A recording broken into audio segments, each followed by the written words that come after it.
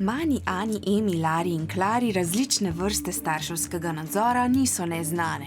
Recimo, hoče, da jim povem, kam grem, pa kdaj se vrnem. Pa če sem na računalniku, me ves čas preverjajo, kaj delam.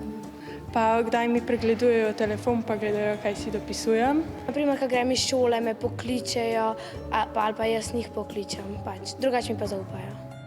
Izraz helikoptersko starševstvo se je razširil v 90. letih prejšnjega stoletja, ko so ameriški starši zaradi številnih medijskih zgodb o nasilju nad otroki začeli pretirano nadzorovati in ščititi svoje otroke. Pojav opažajo tudi pedagoški delavci na slovenskih osnovnih šolah.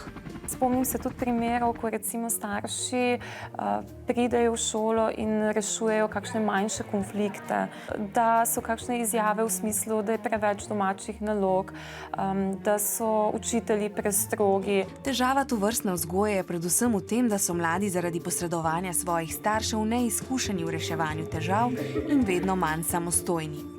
Nekako tudi pričakujejo, da bodo odrasli tisti, ki bodo reševali zadeve namesto njih, tudi ne prevzamejo odgovornost za svoje vedenje. Velik nadzor staršev, ki ga večinoma izvajajo mame, mladim do določene mere ustreza in ga tudi razumejo. Starši nas verjetno zato nadzirajo, ker jih je strah, da se nam ne bi kaj zgodilo. In pol preverjajo, če ne rinemo v težave, berejo SMS-e, si tega, ki jih ne želiš. Ja, meni je čisto v redu, ko me ne preveč, pa tudi ne premalo, ne. Dejstvo je, da nas noben helikopter ne more obvarovati pred vsem slabim in hudim. Zato je dobro, da se čim prej naučimo spoprijemati s težavami sami.